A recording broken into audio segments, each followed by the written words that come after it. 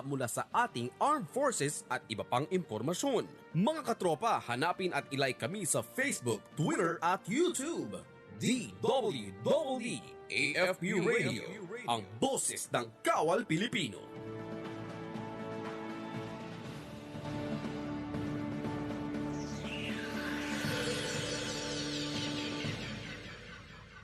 Wala kayo sa tatay ko. Kinuwang libre ang pag-aaral ko sa kolehiyo. Ang tatay ko, namigay ng libreng irigasyon. Wala rin sa tatay ko. Mga tulay, kalsada at infrastruktura. Yun ang pinagawa nun. Ang tatay ko, sinagot ang ospital at pagpagamot ko. Sino yung tatay ko? Yung tatay ko? Yung tatay ko, Ang tatay ko? si Tatay Digong. Si Tatay Digong? Si Tatay Digong? Si Tatay Digong? Siya ang tatay ko. Mabuhay ang malayang Pilipinas. Ano nga ba ang pagmamahal sa bayan?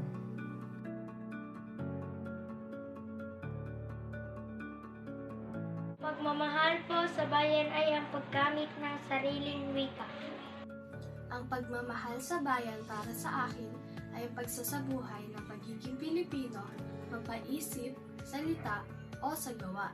Ang pagmamahal sa bayan ay ang pagkakaroon ng paggalang sa watawat at ang pagpapanatili ng tradisyon at kultura na ating kinagisnan. Ang definisyon ng pagmamahal sa bayan para sa akin ay pagkakaroon ng pakailam sa lipunan at sa kapwa. Na hindi ka lang basta isang mamamayan, kundi isa kang mamamayan na nagnanais at gumagawa ng hakbang para sa ikauunlad ng bayan. Paano mo nga ba maipapakita ang pagmamahal sa bayan? Pagsunod at paggalang sa nakakatanda. Pagmamahal sa kapwa. Pag-aaral ng mabuti. Paglalaan ng oras sa pagdarasal. Pagiging disiplinado at pagsunod sa batas. Paggalang sa watawat. Bilang isang kabataan, maraming paraan upang maipakita ang pagmamahal sa bayan. At ito ay magiging posible kung sisimulan mo ito sa iyong sarili. Dahil ikaw, bilang isang kabataan, ikaw ang pag-asa ng ating bayan. Safe Elections 2022. Ano nga ba ito? Ito ay nangangahulugan ng secure, accurate, free or fair elections. Layunin nitong maisagawa ang malaya, ligtas at patas na halalan. Kaya sambayanan, kasundaluhan, kapulisan, simbahan at pamayanan, maging iba't ibang sektor ng komunidad. Halina't makiisa at suportahan ang Safe Elections 2022. Tandaan, boto ay huwag sayangin para sa ikauunlad ng bansa natin. Ito ang DWWD 1134 kHz AM. Balita, impormasyon at musika. Ito ang DWWD AFP Radio. Boses ng Kawal Pilipino.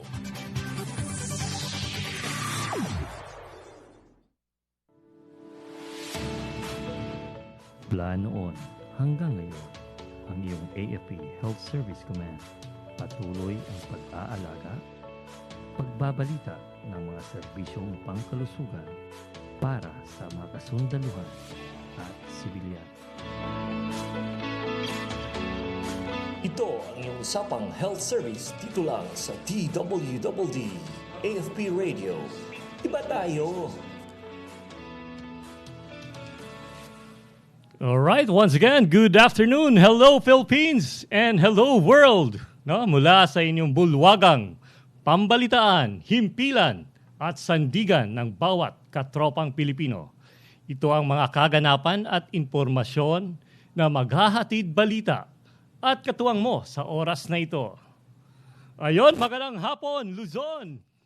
Kumusta kayo dyan? It's a Monday edition of our Usapang Health Service. Magandang hapon, Visayas, lalo na dyan sa Cebu City area, Bohol, Tacloban, Leyte, Samar. Magandang hapon.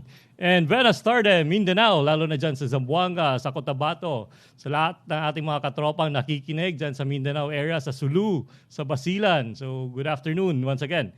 Ito po ulit ang inyong katropang si Captain Ray B. Mallorca, Nurse Corps, the Assistant Chief ng inyong Public Information Office ng inyong AFP Health Service Command. At syempre, makakasama nyo, mga kasama, no, mga katropa, to 1 hour of an exclusive and dynamic broadcast pertaining sa inyong kalusugan, sa ating wellness, at para sa ating mga kasundaluhan, maging ang kanilang mga dependents, at kanilang mga, at syempre, mga authorized civilians at mga stakeholders, no, na nakikinig at nakikibalita at magbibigay halaga sa kanilang buhay at opinyon patungkol sa inyong kalusugan. Ito ang inyong Usapang Health Service dito lang sa DWDD AFP Radio, ang boses ng inyong kawal Pilipino. Iba tayo. Ayun. Diba? Okay ba? May sounds ba ako, kuya? Nakikinig ba? Napapakinggan yung sounds ko? Thank you po! Ayun, thank you po! Maraming salamat daw dahil it's Valentine's Day, no? It's February 14, araw ng mga puso, even though we are on our duty. Diba? Ganito talaga tayo. We don't have the right to go out sa aming, syempre sa aming trabaho. Even though it's, syempre, we have to look forward into this Valentine's Day. But however, we still have chances naman, no, sa araw ng mga puso. We have to make sure na we greet our loved ones. We share to us our relatives, our friends na nakikinig sa atin. At syempre, sa mga katropang loveless dyan, no? Lalo na sa ating mga i-interviewin mamaya, are they loveless or are they full of love? Lalo na ang pag-uusapan ngayong araw na to ay syempre yung usapang mental health, no? Na programa na dapat natin malaman, no? Napaka-importante 'yon dahil syempre ang mental health is one aspect, no, sa ating kalusugan that we should be very it's our priority, no? Yan, pinaka-importanting bagay, no? So sabi nga dito, sabi ni Riza, ano daw, Riza? Ready ka na ba? Ready na ba kayo? Ready na ba kayo ulit magmahal, mga katropa? No? So later on, anyway, we still have a lot of, we do have 2 guests for this afternoon. No? Later on, I will give them the floor to introduce themselves. But however, I still have to greet some personalities behind this, syempre, yung usapang health service natin. No? So syempre, first to greet, syempre, hindi natin kalimutan, no? Who is very, syempre, nagbibigay sa atin ng halaga dito at the same time, siya yung taong binigyan tayo ng opportunity to be here at our promotion, syempre, our programs on DWDD AFP Radio, the station manager, no, or the group commander ng inyong AFP, DWDD AFP Radio, ang boses ng inyong kawal Pilipino. No other than Sir Major Sinon Pansito III. Sir, good afternoon. Ayun, nakikinig yan lagi si Sir. Nandun lang isa sa kwarto, no? So, next to greet, syempre, wag natin kalimutan, no? Sa araw ng ating puso, kanina pala mga kasama, mga tropa, no? We do have our first rollout, no? Vaccine rollout of our AFP Health Service Command 5 to 11 years old na mga bata, no? So, we tried our first rolled out vaccination program as mandated by your Department of Health, no? So nandun tayo alas 8 together with other participants or dependents from our mga military personals natin, kailang mga anak, no? Dinala nila together with their mga children, no? It could be 5 to 11 years old, no? So nabakunaan, nandun si Commander, syempre very important person to be on that particular vaccination rollout, no? So hopefully, we still have a lot of time, no, to have our vaccination program. Siguro we have estimated 200 children, no, na napakunaan. They do have their play activity. They do have parang pambata, parang playground lang ng pangbata, no. So we're excited to see them being vaccinated. Siyempre, di naman natin maiwasan, no, mga katropa. There are chances na iiyak talaga yung mga batang ganito, no. But anyway, the important thing behind is they are prevented by this COVID-19 virus, and we're very happy na syempre itong programang binigay ng Department of Health. Syempre, we assure you together with the Public Health Service Center, syempre nandun sila na to give guidance, no, at what will be the best effort that we could do to our dependents, even our stakeholders na pag meron man namang sobra na gamot, siyempre we give it to our civilian stakeholders also. So magandang hapon sir, Brigadier General Edgar M. Cardonosa, Philippine Air Force, our commander ng AP Health Service Command. Magandang hapon sir. Thank you sa support sir. At siyempre, the Deputy Commander no, ng inyong AP Health Service Command, Ma'am Marinela Kailipan. Ayan. Thank you po. Ayun, thank you. Thank you po. So, sino pa ba ang ating papasalamatan? Siyempre, our Chief of Staff ng inyong AFP Health Service Command. No other than si Colonel Lauro Oliveros, Philippine Army, our Chief of Staff. Sir, maraming salamat sa support again. Siyempre, si Sir pa rin nandyan para sa atin. By the way, we don't have any command conference right now, no? So, thank you, sir. We give more time for our vaccination rollout. Siguro, we prepared this a lot. And siyempre, ang AP Health Service Command ay nagpapatuloy, magbibigay halaga para sa ating mga katropa, lalo sa ating mga stakeholders, mga dependents, authorized civilian, mapaanak nyo man yan, sarili nyo, mga asawa nyo, relative. The more important thing behind is we want to promote health in this Usapang Health Service. No? Ano yung mga accomplishments na ginagawa ng inyong AFP Health Service Command? Siyempre, ang importansya ng inyong kalusugan at yung wellness ng isang tao. No? We don't want you to be, siyempre, darating sa punto na nasa critical na. No?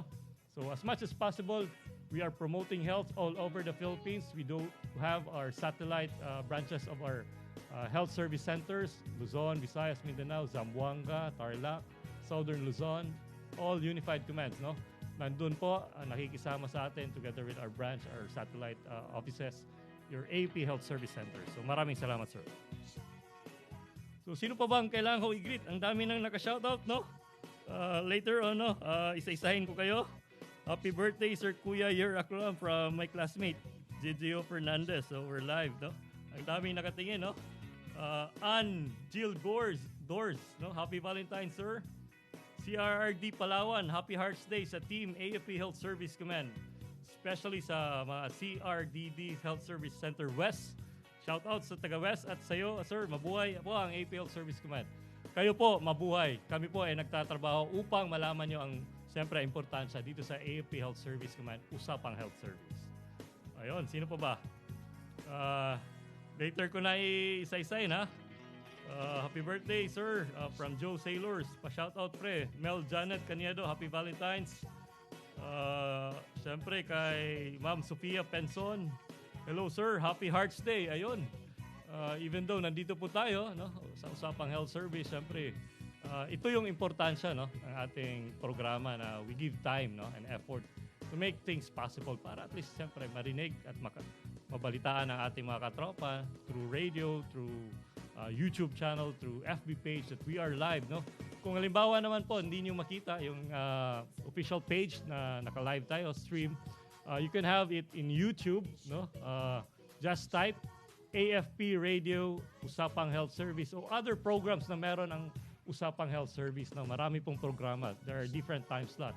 But for your AFP Health Service Command, Usapang Health Service, it's 1 to 2 p.m. Every Monday lang po tayo muna, ha? Kasi hindi kaya sa powers ni Katropang Ray, no?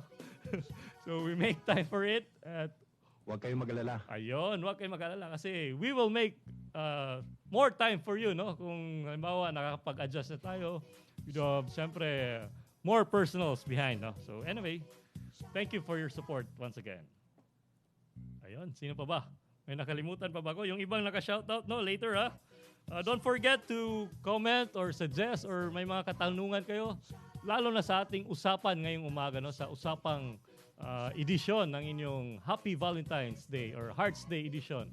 Ito ay patungkol sa inyong mental health, no? Mental health matters a lot, no? Ganun kayo dito sa AP Health Service Command, no? Binibigyan pansin yung mental health aspect ng mga sundalo, mga dependents, at syempre lalo na sa laban kontra COVID-19 pandemic. Ang daming nagkakaroon ng mental health problems, no? So ano-ano po yun at i-discuss natin. Ano po ba ang mga programa ng inyong Department of Mental Health and Behavioral Science? Ayun. I'm so proud, no? Because itong Department of Mental Health and Behavioral Science, so ito yung specialty ko pala, no? I'm a psych nurse, specialist at the same time, no? At syempre, dito kasi, dito nag-umpisa lahat ng pagiging mental health nurse ko. May advocacy towards mental health, lalo sa ating mga katropa. Lalo na sa mga liblib na lugar, no, na hindi naaabot yung programa ng mental health programs ng AFP, or it could be in the Department of Health kung kulang pa rin. Dahil we will see, bakit bakit konti lang po yung programang mental health na nagagawa buong mundo, or it could be in the aspect in the Philippine setting. So, especially in the AFP, so liblib na mga lugar, like Biholo, Sulu, you do have this kind of program. So, ano ang kanyang mga programa? Ano kaya ang mahatid na programa ng iyong Department of Mental Health patungo sa ating mga kalusugan when it comes to mental health programs ng AFP? Ayun. So, gaano kahalaga rin, no? So, pag-uusapan din natin, gaano kahalaga ang kontribusyon sa buong AFP, no? At lalo na sa mga taong naapektuhan ng mga kalamidad, could be gera, war, binlaban kontra COVID-19. Ito talaga.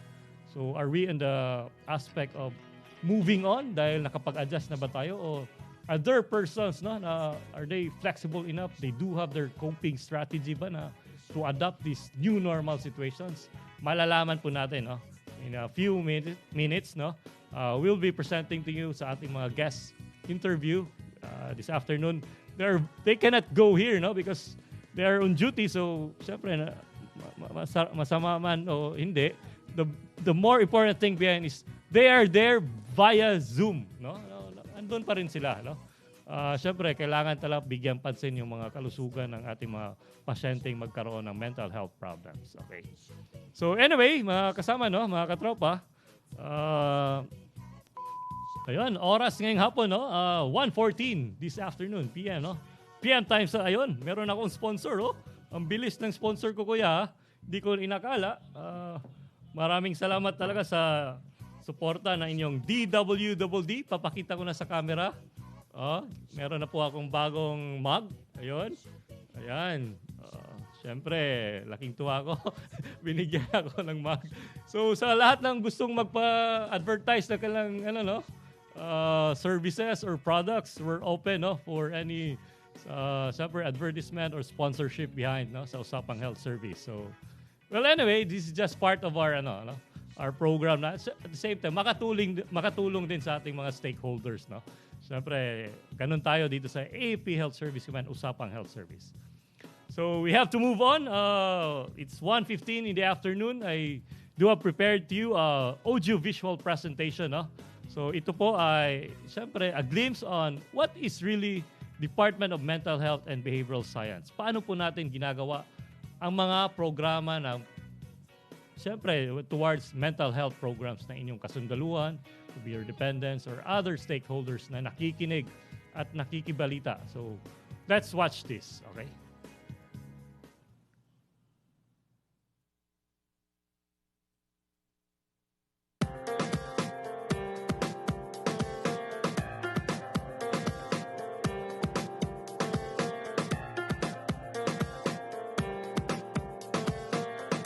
Anyway, we do have technicality behind, Anyway, before, sige, prepare lang natin ng ating technician it's all about the audio-visual presentation ng Department of Mental Health and Behavioral Science.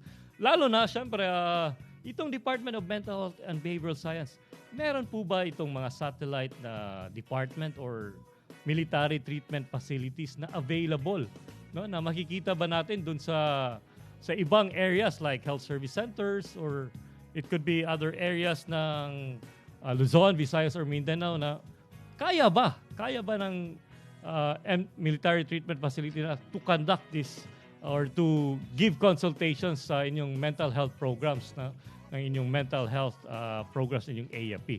Lalo na kung ang mga pasyente natin or kaya ng mga pasyente lalong galing sa gera, are they having acute stress disorder or trauma behind? Or are there any abuses behind sa ating mga personalities, tulad ng mga pasyente natin na siyempre babae man yan or lalaki, are they abused by their father or their mother, or it could be their relative or anyone that could really affect their behavior, their attitude, their feelings towards their mental health aspect. So napaka-importanting bagay yon. So, other than that, syempre, later on, we will also discuss to you on the part of the psychologist, no? Yung mga, syempre, programa nila na ano bang usual ginagawa nating psychologists with times of counseling programs? Are there any chances ba na pabalik-balik ba yung patient? Or are there chances, ilang taon ba na usual na magkakaroon ng, syempre, ng ganitong programa na ma-admit yung patient? So anyway, huwag natin patagalin. Naka-ready na yung short audiovisual presentation for you guys. So please watch this.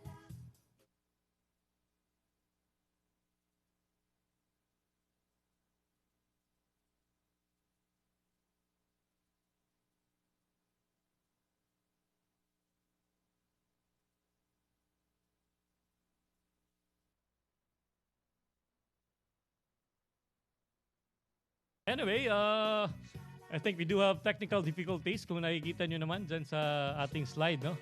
That is the bread and butter of your Department of Mental Health. Nagkakaroon lang tayo ng konting siyempre, technical difficulties on to the audio-visual. But this is merely what our philosophy, no? We want to maintain, preserve the soldiers' mental health that leads to the successful performance, no? And productive activities. And to cope with this adversity. So makikita niyo yan. Yan yung sa screen natin. At syempre, yung mission ng inyong AFP Department of Mental Health is to conserve, no, the fighting strength of the AFP to effectively manage mental health problems through effective delivery of services. So ano yung vision ng ating Department of Mental Health? Syempre, by 2028, no, magkakaroon ng world-class Center for Mental Health ang inyong AFP Health Service Command, no, by providing an excellent service through comprehensive neuropsychiatry screening, quality mental health services to our active military personnel, their dependents, and other affiliates, no, leading to training institution for your military mental health professionals. So, napaka-importanting bagay yan. So, syempre, not just on our side, but also in the country and worldwide. No? Napaka-importante po yung AFP mental health programs ng inyong Usapang Health Service, lalo na dito sa programang Usapang Health Service. So ano po ba yung mga objectives na kailangan gawin, no, ng ating Department of Mental Health? Siyempre, magkakaroon tayo ng standard and care, no, na dapat nating makuha. No? Siyempre, doon pa lang nakikita natin na ito ang dapat gawin natin sa mga pasyenteng nagkakaroon ng simptomas ng anxiety, stress, or depression man yan, or other forms of illnesses or disorders na siyempre na nakikita natin sa ating mga pasyente. Lalo na kung sa mga ibang lugar na hindi naaabot pa yung mental health programs ng inyong AFP. So anyway, other than that, siyempre, we want to assist the command in the prevention and early detection, no? Yung treatment ng inyong psychiatric disorders or mental disorders. Napakahalaga ngayong mga kasama, mga tropa, no? Yung usapang mental health is not just about our own personal na naiisip natin na ganito lang ang problema natin, no? How much more if others have feel na mas malala pa, no? So there are, siyempre, every persons are unique in nature. They do have their own feelings, their emotion, their coping strategy in their own side. But what matters most is how we are flexible, especially right now in this COVID-19 pandemic, no? Napaka-importanting bagay po yan, mga kasama. So we are still ongoing, siyempre, to promote and encourage yung standard ng practice ng ating psychiatry and allied disciplines, no? So, ganun lang po yung programa nating AP Health Service Command, lalo na ang Department of Mental Health. And we want to train, no, the quality medical specialists in the psychiatry and to provide mental health management to all active personnel, their dependents, and siyempre yung personnel of the AFP, no? So, anyway, that is the nakikita naman sa gilid ko siguro, kuya, no? Tama naman. So, nakikita nyo yung picture, dyan po yung Department of Mental Health and Behavioral Science. Well, anyway, to give you a glimpse lang kung ano yung mga usual na ginagawa natin, ito po yung ward natin, no? Could be Ward A and Ward B, no? So, it's a composition of neurotic cases for Ward A and Ward B for psychotic cases, no?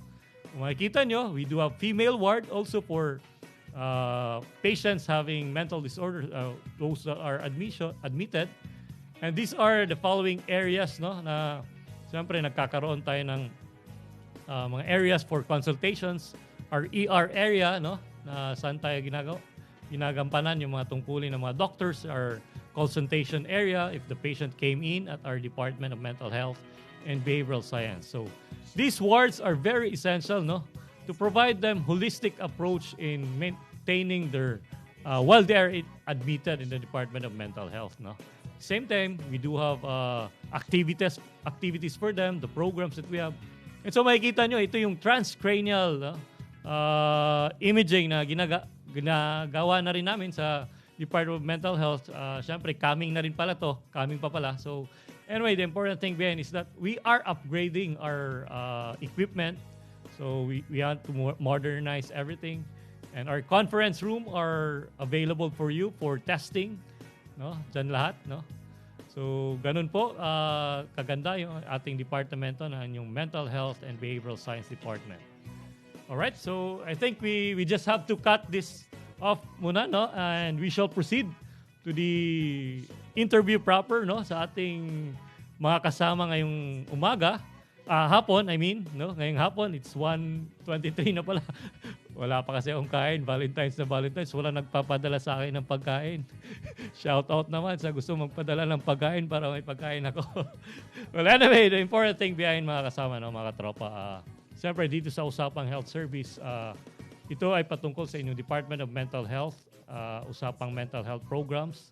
At siyempre, magpapakilala na, no? No other than, no, our ating mga guest for this afternoon. Walang iba kundi could we start with Captain Janine Feby C. Lumanog, Medical Corps Psychiatrist. Magpakilala via Zoom. How are you, ma'am?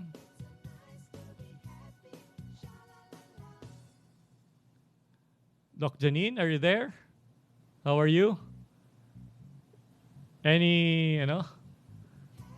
Alright, ganun talaga pag live telecast, no? Minsan nawawala yung signal or nawawala yung audio. Equipment within the department. Ayun, nagkaroon na. So anyway, this is the Department of Mental Health and Behavioral Science. Ayan, kuya. Alright. So anyway, Ma'am Janine, could you please introduce yourself from where you are, what designation or tagasan ka? What are you doing right now? Good afternoon po sa lahat ng mga listeners. I'm Captain Janine Feby Lumanog po. Currently, psychiatry resident po dito sa Biluna Medical Center. And I would just like to take this opportunity po para mag-thank you po, no, sa chance po na i-present po namin kung ano po yung mga programs na meron po dito sa Department of Mental Health and Behavioral Science. Ayun, once again, that was Captain Janine Phoebe C. Lumanog, no? Medical Corps Psychiatrist. Thank you for the opportunity na could be part of this interview, no? Or could be part of this program. At least marinig natin kung anong mga side ng being a psychiatrist, no? So, other person behind, syempre to be interviewed this afternoon is the assistant head ng psychologist of the Department of Mental Health and Behavioral Science. Sabi niya, nahihiya daw siya, pero right now, I think, hindi naman. Fulfilled and feeling in love always, no? No other than our psychologist, Ma'am Mara. Ma'am? Hi, sir. Good afternoon. Hi. Anything that you have to shout out sa mga nakikinig sa'yo? Okay, shout out to all the ladies from the psychology service. Hello sa inyo dyan. They're kind of busy kasi we're working on PMA, but I know they're listening. Ayun, so maraming salamat. No? Thank you for the time, no, ma'am. No? I know hectic yung schedule nitong mga dalawang natin. Siyempre, yung mga si Captain Lumano at the same time si Ma'am Mara. No? So they're doing their best, no, to make sure, siyempre, the programs, the promotion of health ng ating mental health programs ng AFP. So right now kasi we do have our PMA recruits, no, having their interviews, exams. So they're into this process, no. So napakahirap. Well, anyway, so much for the interview portion of their personal, syempre sa kanilang sarili, no. But anyway, once again, no, ito po ang inyong Usapang Health Service every Monday edition, 1 to 2 p.m.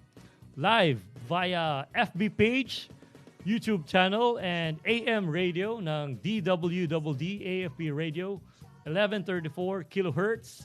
Dito lang sa Veterans Building ng Camp General Emilio Aguinaldo, Quezon City.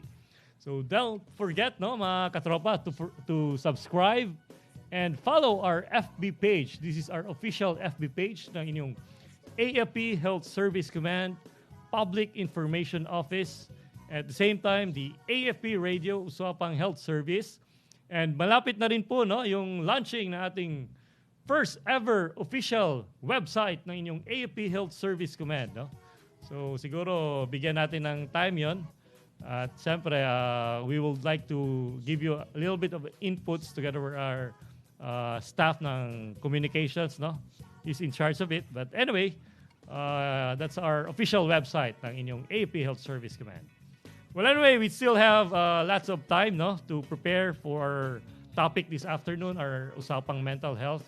So in a few minutes, no, we'll be back. We'll just have to advertise and syempre promote something. Syempre, ito po ay kagalang-galang na products or services that they have provided to us and sponsors to us. So thank you for the opportunity. So let's watch this for a while.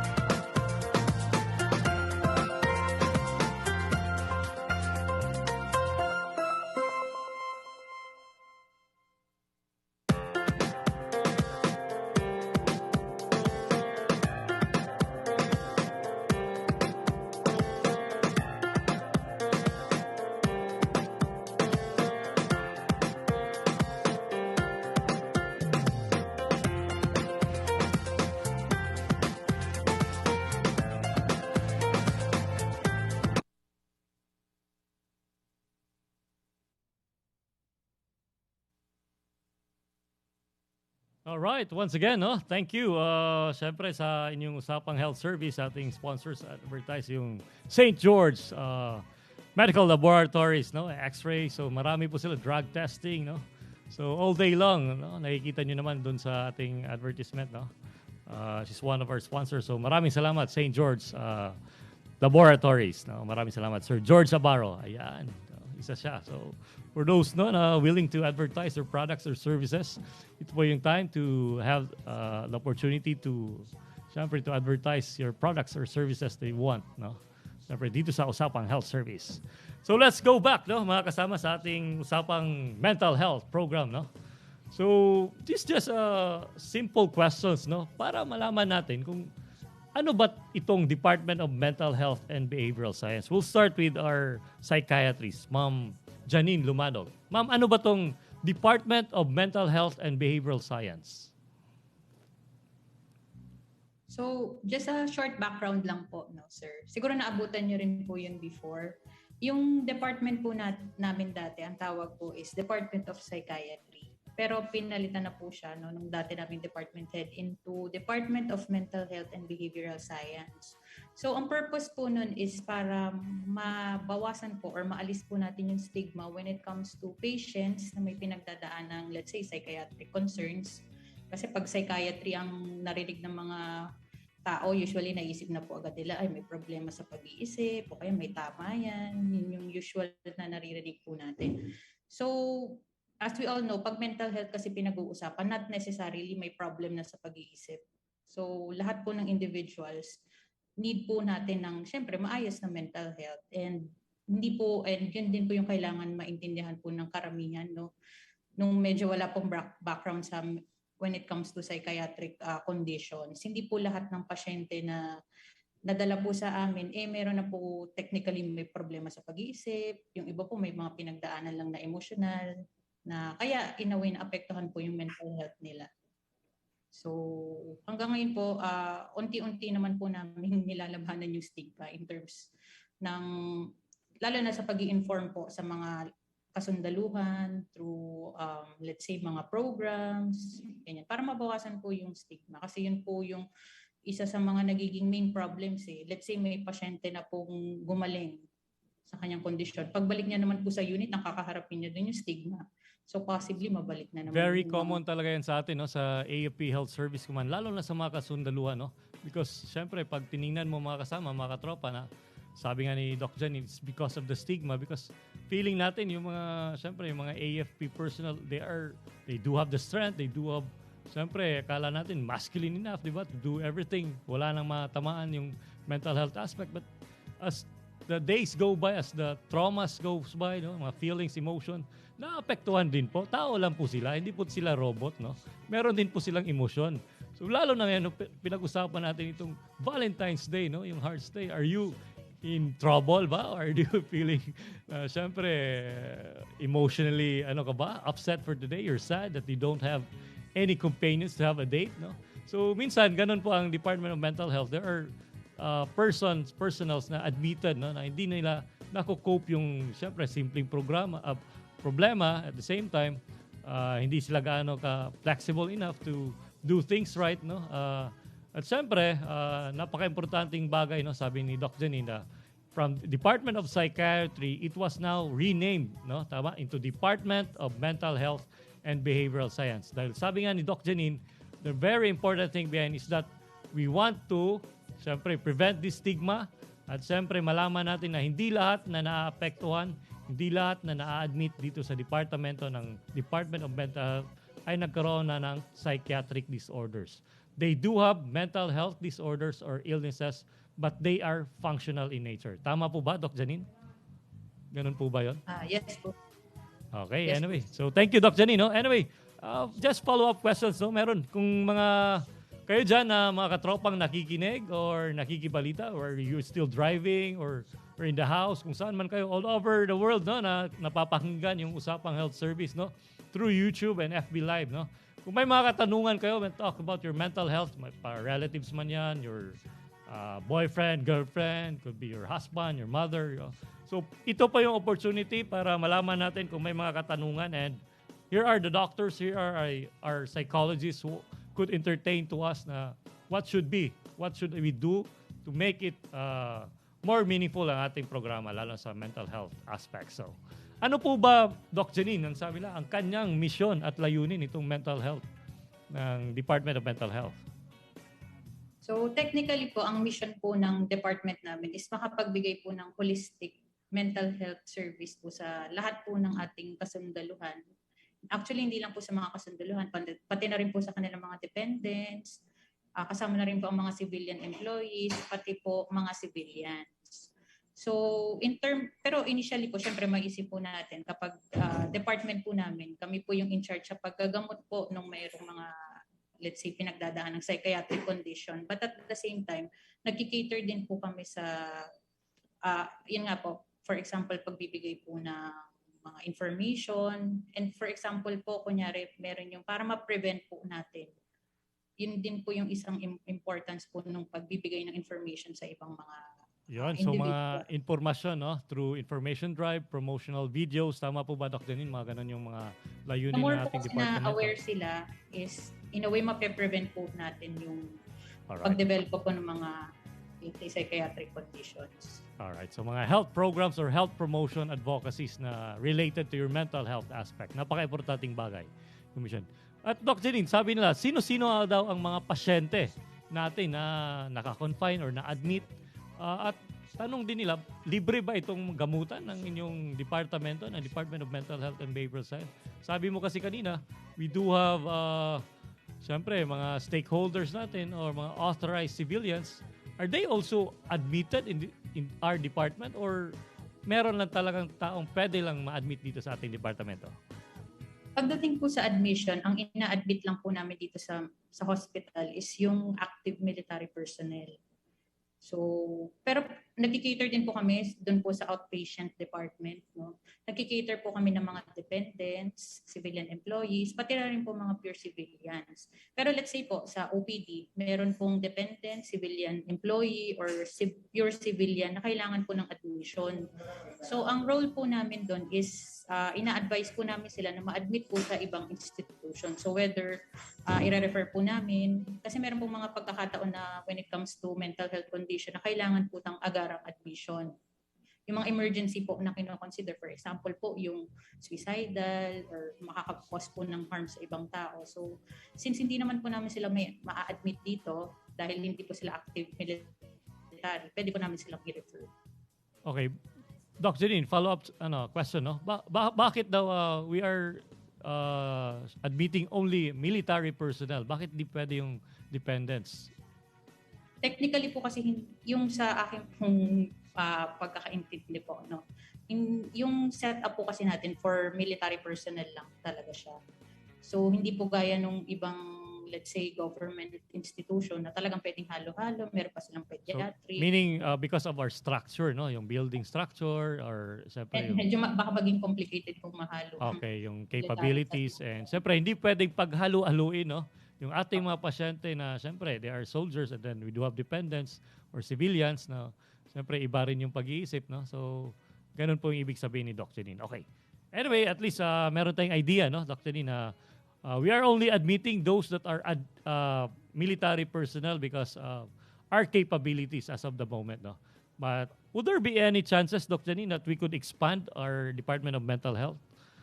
Would there be any programs about like that? Maabot din. Sa admission po? Oo, halimbawa, sa admission, would there be any, siyempre, pwede na tayong mag-admit or as of the moment, wala talaga. Yun lang po muna. As of the moment po, yung in terms po ng pag-admit po sa department namin, wala po talaga nung hindi po active civilian. Military. Pero may mga instance po na let's say nasa ibang department, tapos yun nga po kung civilian yun or dependent siya, pwede po namin co-management. Okay, so sini-check natin kung sa surgery department siya, tapos siyempre co-manage ng ating departamento, sini-check pa rin po natin, di ba? Kahit dependent siya. Okay, so thank you, Dr. Pero in terms naman po sa OPD, yung outpatient, wala naman pong limit yun. Kasi kahit po yung mga walang background sa military, kinikater naman po. So libreng-libre, no? Our consultations together with our civilian na nagkaroon ng ganitong illnesses or signs and symptoms, kinikater nyo po sa departamento. Opo, nagkikater po kami. Okay, that's good, no? At least nalaman na ating mga viewers, no, na ang AFP Health Service Command, lalo na ang Department of Mental Health and Behavioral Science, no? Meron ba tayong, Dr. Janine, yung pwedeng tawagan or ano bang hotline na tawag doon sa atin?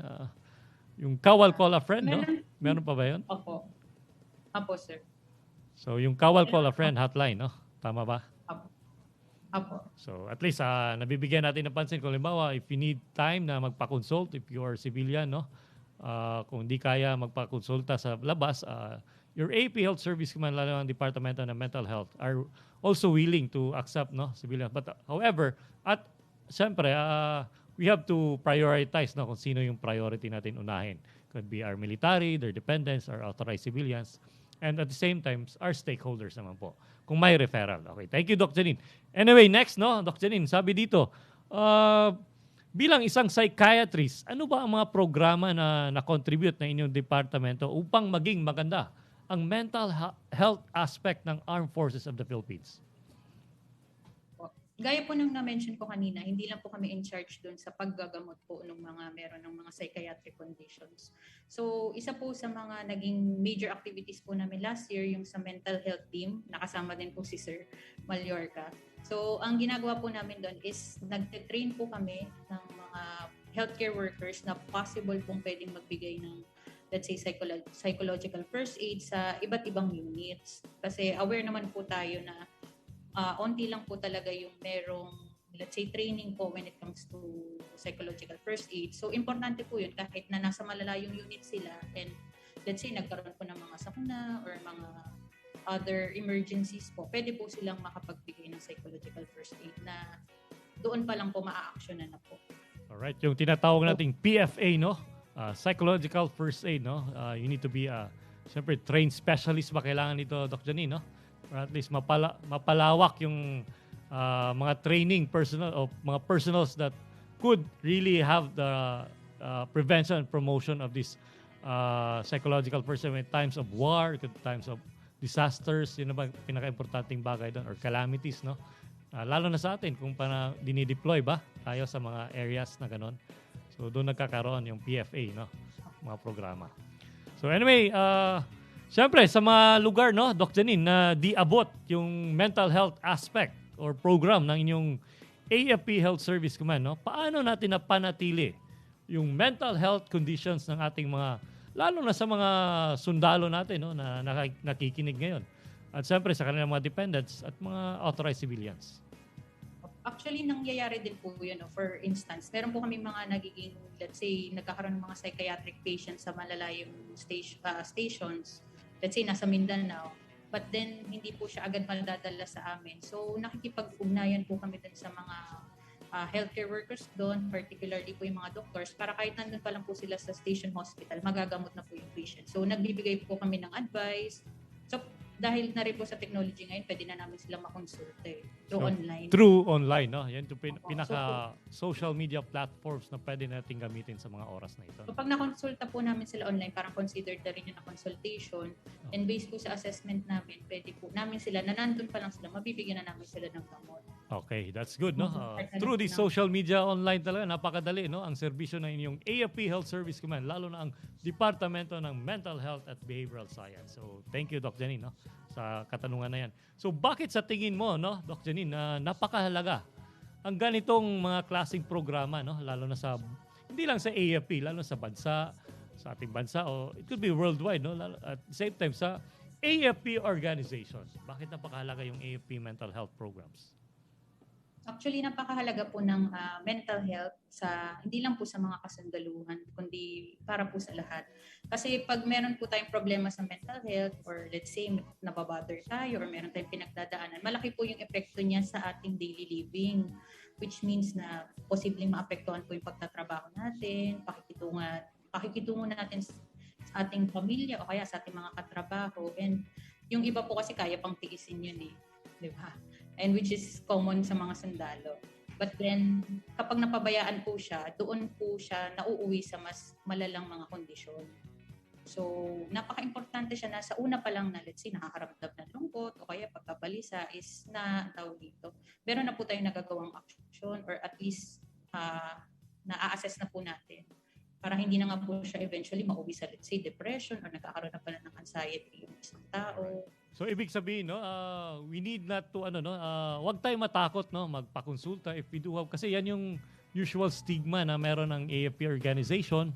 Kung alam na nila na meron silang mga karamdaman na hindi sila makatulog or na-traumatize sila or they are abused by someone, no, natatakot dahil feeling nga nila, AFP ako, sundalo ako, dependent ako, civilian ako, dapat nahihiya ako dahil ito yung sasabihin ng mga kasama ko, mga kaklase ko or co-workers ko, o baliw ba ako, di ba? Yan yung the wrong term, no? But right now, we do have ethical values na dapat ialis yung stigma, yung the word baliw.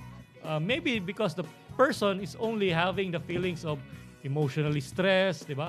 Or cannot cope with that problem in particular. So, kailangan niya lang ng kausap. Tama po ba, Doc Janine? Lalo na sa mga oras na ito. Yung walang mga kadate, walang kausap. So, ready ka ba, Doc Janine, na kausapin sila? So, those are just, pwede ba? Pwede bang mga ganon? Kailangan lang nila ng kausap? Do we disregard those mga ganong klaseng tao? Halimbawa, pupunta sila sa'yo, kailangan ko ng kausap kasi meron akong nararamdaman. Is that a very definite, na signs na kailangan, we need to give importance to the mental health of a patient or a client? Unang-una po, maganda po na nagkakaroon po siya ng kusa na magpakonsulta kasi yan po yung isa na nagiging problema natin. Yung lalo na sa kasundaluhan. The more na ayaw talaga nila magpa-check up. Pero kung may mga, let's say, pasyente, which is nangyari naman na po sa amin, hindi po lahat ng in-admit namin dito is pinadala ng unit. Meron na rin po kaming mga mangilan-ngilan na nagkusa po silang pumunta dito. Alright. Actually, kanyari habang break po nila, tapos pumunta sila, nagpapa-OPD lang, tapos yun pala meron na talaga silang pinagdadaan psychiatric condition. Alright. So ito yung kagandahan no ng inyong departamento na meron na tayong online consultation, no. So with the use of online platforms, yung ang iyong kawal, no, numbers, sana maibigay. Ano ba yung number natin ng iyong kawal? Alam mo ba yung Doc Janine? I-send ko po sa message. Ayan, sa message, no. Para at least mamaya we could sa lahat na nakikinig dito or syempre nagko-comment, at least malaman nila na itong hotline ng inyong kawal call a friend ay ready. Siyempre kung halimbawa may mga simptomas na tingin nyo ay nakakapag affected your mental health problems sa inyong sarili, no? So at least makuha kaagad natin kung anong pwedeng management patungkol sa inyong mental health, no? So anyway, ilan na ba, no, ang datos or record na na-admit sa ating institusyon mula 2017? Meron ba tayong record, Dr. Janine, sa mga ganyang kaso? Record po. Oo, meron ba tayo? Pagdating dun sa pinakamaraming cases, I mean, pinaka-common po na sakit or number po. Okay, yung number, total number, regardless kung anong sakit yan, marami na po ba na na-admit sa atin? Wala lang po kung talagang estimate, pero actually overall both libo-libo na rin.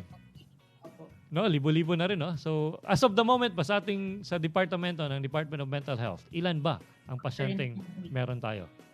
Ang currently admitted po is around mga 59. 59. So, ibig pero umabot po kami kahit mga 80. umabot pa rin, no? So dami pa rin, no?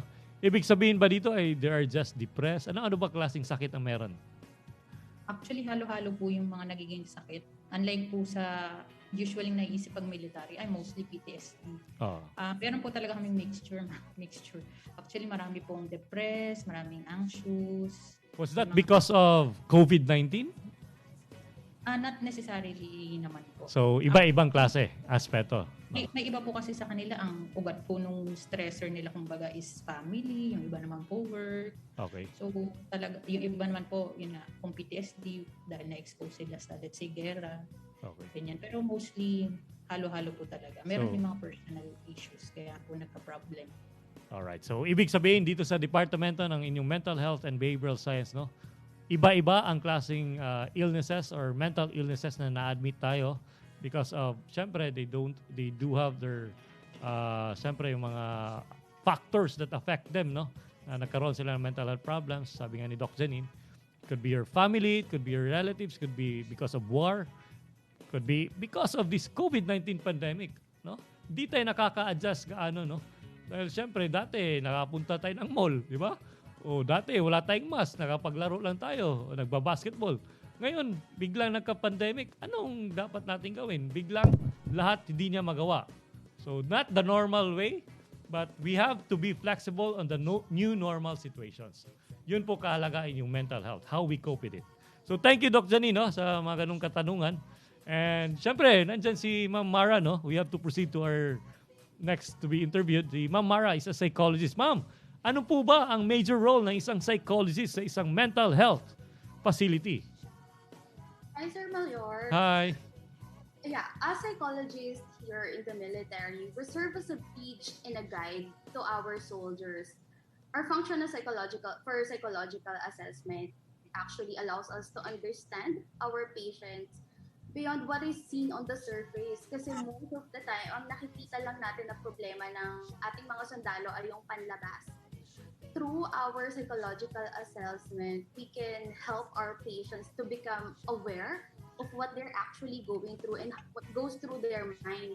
Also, we assist our soldiers, yung mga inpatient natin or even outside na mga kliyente natin, in terms of realizing kung ano ba talaga yung pinanggagalingan at bakit nila pinagdadaanan yung mga problemang kinahaharap nila right now. That's why as psychologists, we're like the bridge and the guide to our soldiers. Ayun. So, at least napaka-clear, no? Ang galing talaga ng explanation ni Ma'am Mara, no?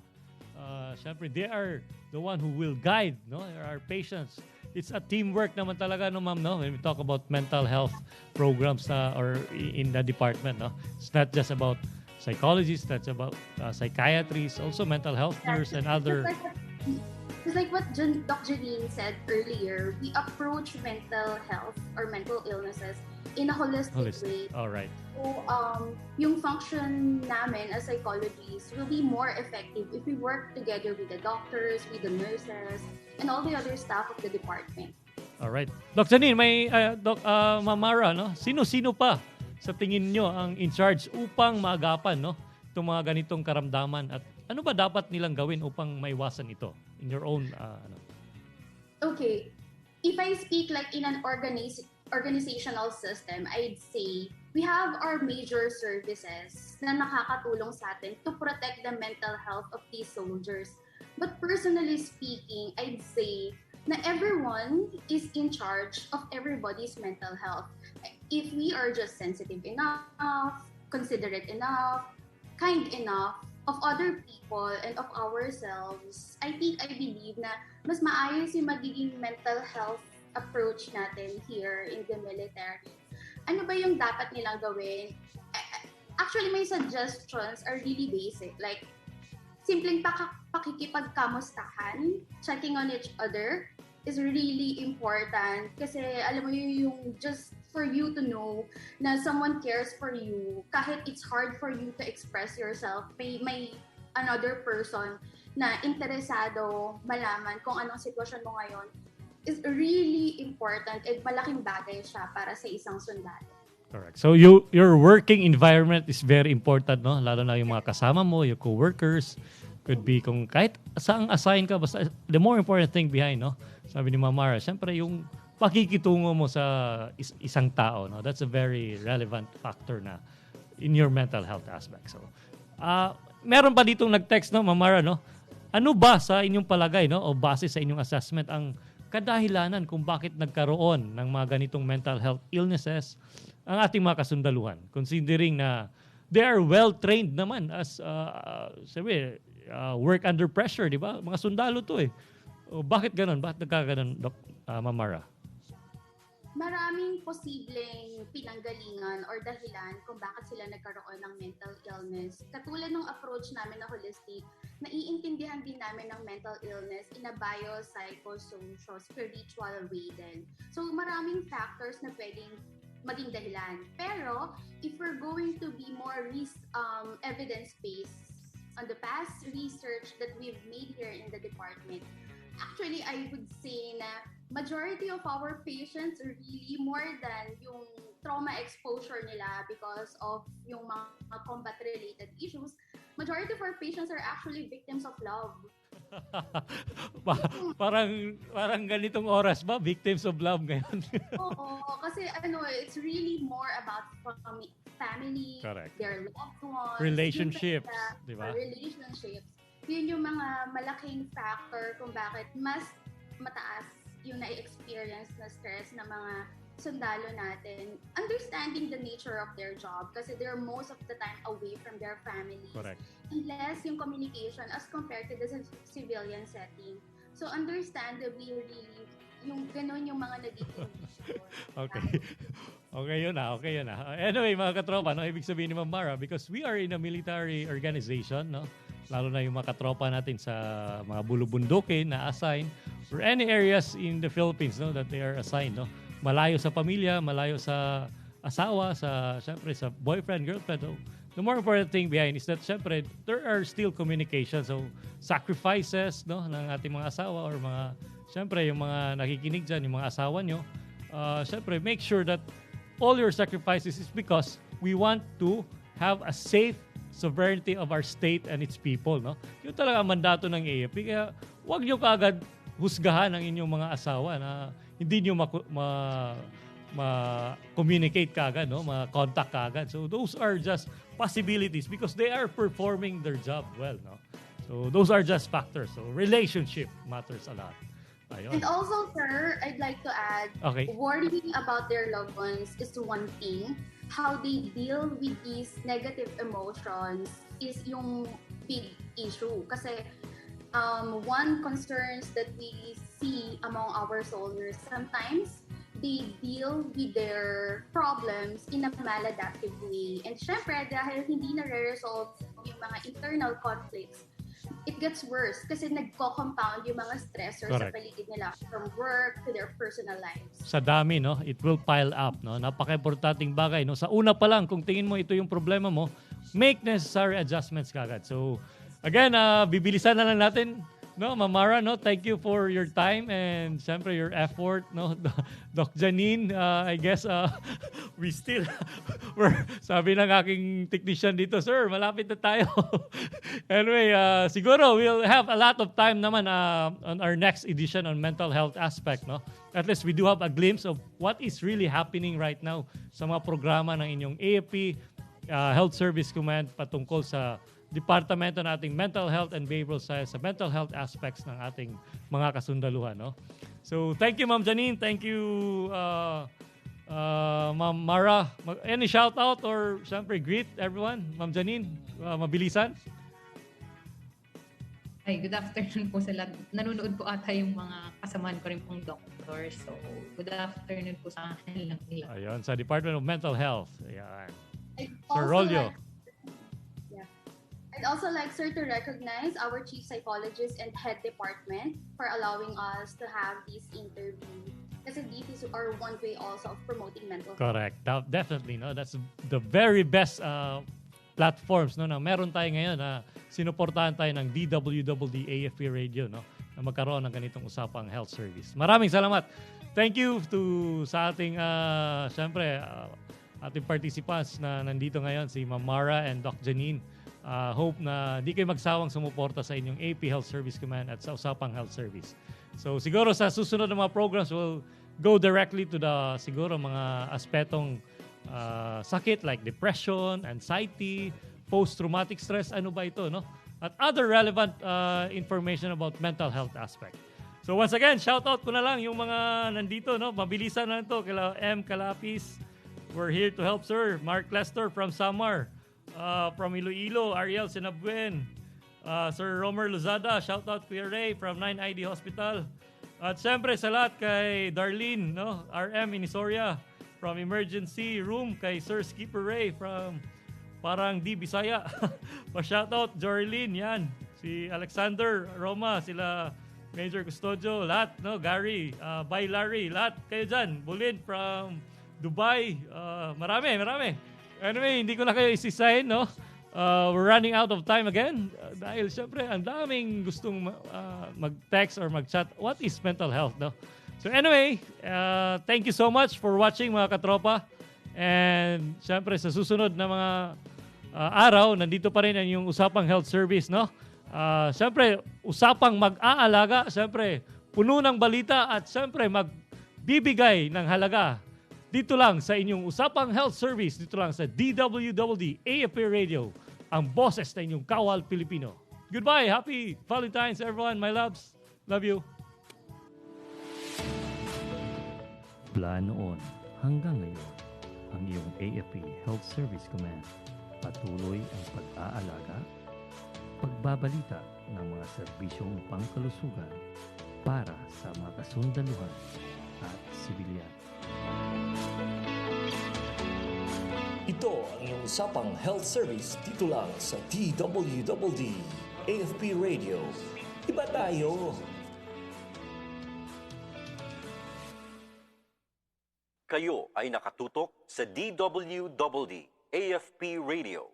Kami po ay kasapi ng KBP, Kapisanan ng mga Broadcaster ng Pilipinas.